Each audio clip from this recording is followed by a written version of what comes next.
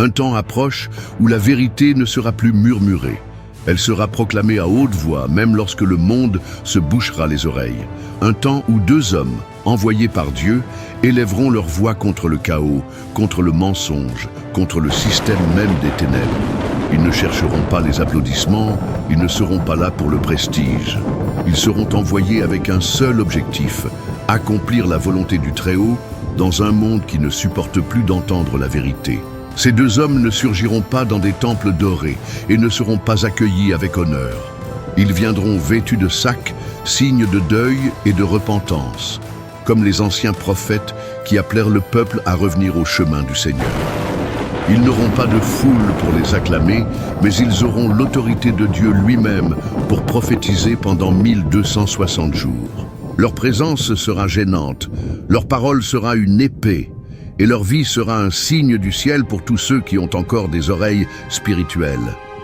Ils ne seront pas seulement des prédicateurs, ils seront des signes vivants, les derniers éclats de miséricorde en un temps de jugement.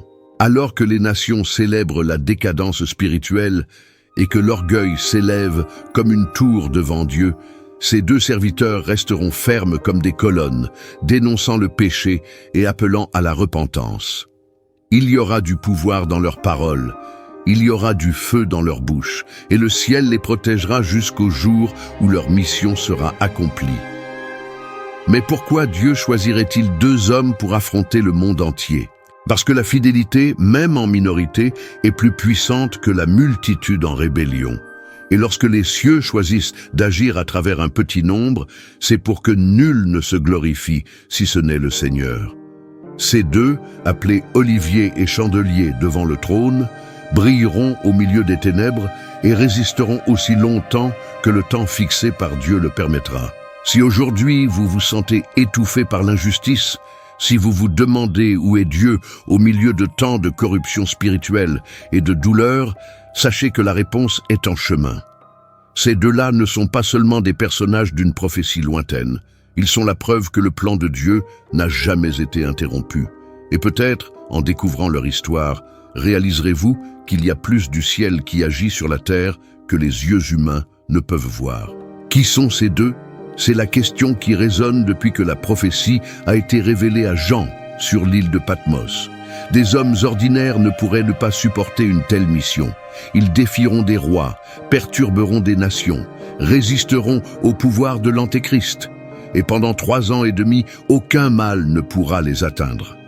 Le monde tentera de les réduire au silence, mais leurs ennemis tomberont devant eux. Ils ont le pouvoir de fermer les cieux comme Élie, et de transformer les eaux en sang, comme Moïse. Coïncidence? Ou ces deux étaient-ils déjà annoncés dans les Écritures elles-mêmes? Beaucoup pensent qu'il s'agit précisément d'Élie et de Moïse, les deux qui étaient avec Jésus sur le mont de la Transfiguration. Élie, le prophète qui n'a pas connu la mort, et Moïse, le libérateur qui a affronté Pharaon et qui représente la loi. Tous deux ont déjà été des instruments du jugement divin et reviendraient maintenant pour annoncer le jugement final. D'autres y voient Hénoch et Élie, les seuls hommes qui, selon la Bible, ont été enlevés vivants au ciel. Cette théorie prend de l'ampleur, car l'Épître aux Hébreux déclare que s'il est réservé aux hommes de mourir une seule fois, aurait-il été préservé pour ce temps final? Plus important que de connaître leur nom est de comprendre leur rôle. Ils sont des témoins. Le mot grec utilisé dans l'Apocalypse est martys, d'où vient le terme martyr. Autrement dit, ils ne se contenteront pas de parler au nom de Dieu. Ils donneront leur propre vie pour cette mission. L'autorité qu'ils possèdent ne vient pas de leur identité terrestre, mais de leur onction céleste. Ils sont remplis de l'Esprit, comme les deux oliviers qui alimentent les chandeliers dans le temple de Zacharie. Lumière au milieu des ténèbres, voix au milieu du silence. Pendant les 1260 jours, l'équivalent de 3 ans et demi, ils seront comme une écharde dans l'orgueil du monde. Leurs paroles dénonceront le péché des nations, la corruption du faux prophète, l'idolâtrie qui s'élèvera jusque dans le temple. Ils ne chercheront pas d'alliance politique, ne vendront pas leur message par convenance. Ils seront radicaux dans la vérité, enflammés par le ciel et soutenus par Dieu lui-même. Aucune arme forgée contre eux ne prospérera jusqu'au temps déterminé, car même les élus ont leurs limites fixées par le Très-Haut. Lorsque leur mission sera accomplie, le monde semblera triompher. Alors, la bête qui monte de l'abîme se dressera contre eux avec fureur. Ils seront tués publiquement, et leurs corps resteront exposés comme un spectacle devant les nations. Il n'y aura pas de deuil, mais une fête. Les habitants de la terre échangeront des cadeaux, célébrant la fin des voix qui les tourmentaient.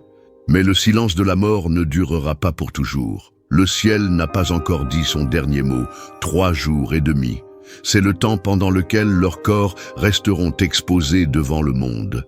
Pas de sépulture, pas d'honneur. Les rues de Jérusalem, la ville spirituellement appelée Sodome et Égypte, seront témoins d'un spectacle de moquerie. Le monde les haïssait avec une telle intensité que leur mort fut célébrée comme un jour férié. Des cadeaux furent échangés, des caméras retransmirent en direct et la joie pécheresse résonna parmi les nations. Ceux qui autrefois craignaient leurs paroles se réjouissent maintenant devant leurs cadavres. Le mal semblait avoir triomphé. Mais ce que le monde avait oublié, c'est que Dieu ne termine jamais son œuvre dans la mort. Après 3 jours et demi, un souffle, invisible mais réel, descend du trône de Dieu. L'esprit de vie entre en eux. Et alors, sous les yeux de tous, les témoins se lèvent. La retransmission en direct se transforme en panique mondiale. Le rire se change en terreur, le monde entier voit, des cœurs flanchent, des dirigeants tombent à genoux. La crainte de Dieu qui avait été effacée des cœurs revient maintenant avec une force incontrôlable. Ils ne disent pas un mot. Il n'y a pas de sermon, pas de jugement verbal. Leur résurrection est le jugement. Leur levée est la réponse. Une voix vient du ciel, « Montez ici !» Et les deux montent, enveloppés dans une nuée, comme le Christ lui-même fut élevé devant les apôtres. La terre tremble. Un grand tremblement de terre frappe la ville. 10 000 personnes meurent en un instant. Et les survivants n'ont plus rien à dire, sinon rendre gloire au Dieu des cieux. Pour la première fois depuis longtemps, le monde se tait devant l'Éternel. Le message a été scellé. La mission a été accomplie. Le ciel avait annoncé, la terre avait rejeté. Mais maintenant, plus personne ne pouvait nier. Dieu régnait. Les témoins avaient été rejetés, mais Dieu les a exaltés. L'humiliation fut publique, mais la gloire le fut aussi. Ils ne sont pas venus pour conquérir des trônes ou des richesses. Ils sont venus pour avertir, dénoncer, préparer, et même face à la moquerie, ils n'ont jamais négocié leur foi.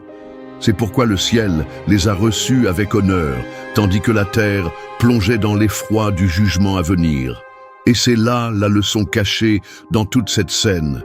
Quand le monde tente d'éteindre la lumière, Dieu ravive la flamme avec encore plus de force. Quand les justes tombent par amour pour son nom, le ciel même les relève en triomphe.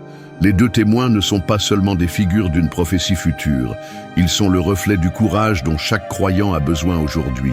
Parler, même quand personne ne veut écouter. Rester ferme, même quand tout semble inciter à reculer, car le temps de la fin ne sera pas facile, mais ceux qui appartiennent à Dieu ne resteront jamais pour toujours dans la poussière. Maintenant, avec les deux témoins de retour au ciel, le visage de la terre ne sera plus jamais le même. Le monde a tremblé. La gloire de Dieu s'est manifestée dans un moment de bouleversement absolu. Mais la leçon ne s'arrête pas avec leur ascension. En réalité, ce n'était que le début d'un mouvement spirituel qui résonnera jusqu'au dernier jour. L'héritage laissé par les deux témoins est bien plus qu'un simple avertissement sur le jugement de Dieu. C'est un appel à l'action pour chacun de nous, aujourd'hui. Pourquoi Dieu a-t-il choisi d'utiliser ces deux figures apparemment si vulnérables sur une scène mondiale où les rois et les nations semblaient dominés? Parce que la véritable force ne réside pas dans le pouvoir humain, mais dans la fidélité et le courage face à l'impossible. La défaite apparente des témoins, suivie de leur glorieuse résurrection, est le reflet de l'histoire de tous les fidèles de Dieu. Bien souvent, les justes souffrent et sont persécutés, Mais la victoire est garantie par celui qui est plus fort que n'importe quel empire terrestre. Tout comme la mort du Christ semblait être la défaite de Dieu, mais fut en réalité sa plus grande victoire. Il en est de même pour les deux témoins. Leur souffrance et leur mort n'étaient pas la fin de leur mission, mais un point crucial dans l'accomplissement du plan divin. Quand le monde tente de réduire la vérité au silence, la parole de Dieu trouve toujours un moyen d'être proclamée. Ce symbolisme est puissant. Les deux témoins nous enseignent que, même dans un monde où la justice semble absente et où le mal prospère, la fidélité au plan divin n'est jamais vaine. Ils ne sont pas venus pour être aimés ou célébrés par tous, mais pour être fidèles à l'appel de Dieu, avec le courage de témoigner jusqu'à leur dernier souffle. Et, en fin de compte, c'est cela qui les a rendus véritablement immortels. Non pas la célébrité, mais la foi. Et qu'est-ce que cela signifie pour nous aujourd'hui? Que dans notre vie quotidienne, alors que nous témoignons de notre foi au milieu d'un monde indifférent ou hostile, notre mission est semblable, proclamer la vérité avec courage, sachant que notre récompense ne vient pas des mains des hommes, mais de Dieu. Nous pourrons être rejetés comme les témoins l'ont été, mais dans notre fidélité, nous savons que Dieu prépare quelque chose de bien plus grand, son propre triomphe en nous, en son temps. L'ascension des témoins marque la transition d'un temps d'épreuve à une période de jugement, mais elle marque aussi l'imminence du retour du Christ. La fin des deux témoins n'est pas la fin de l'histoire, mais la préparation pour le moment glorieux où Christ reviendra avec puissance. Leur ascension est un rappel que lorsque le fidèle persévère, le ciel répond. Le dernier mot ne sera ni au mal, ni à la mort, ni à la douleur, mais au pouvoir éternel de Dieu. Et pour tous ceux qui restent fermes, comme les deux témoins, le ciel leur a déjà réservé une place aux côtés du Christ, là où la mort n'aura plus de pouvoir et où le jugement sera l'exaltation. C'est pourquoi notre mission est claire. Témoigner sans peur jusqu'à ce que la gloire de Dieu soit révélée. Conclusion finale. Peu importe la taille de l'opposition, peu importe l'obscurité de la nuit. Si Dieu appelle, nous répondons. Et à la fin, il sera glorifié. Tout comme les deux témoins, notre vie et notre témoignage, même dans les circonstances les plus difficiles, peuvent être la semence de la transformation éternelle.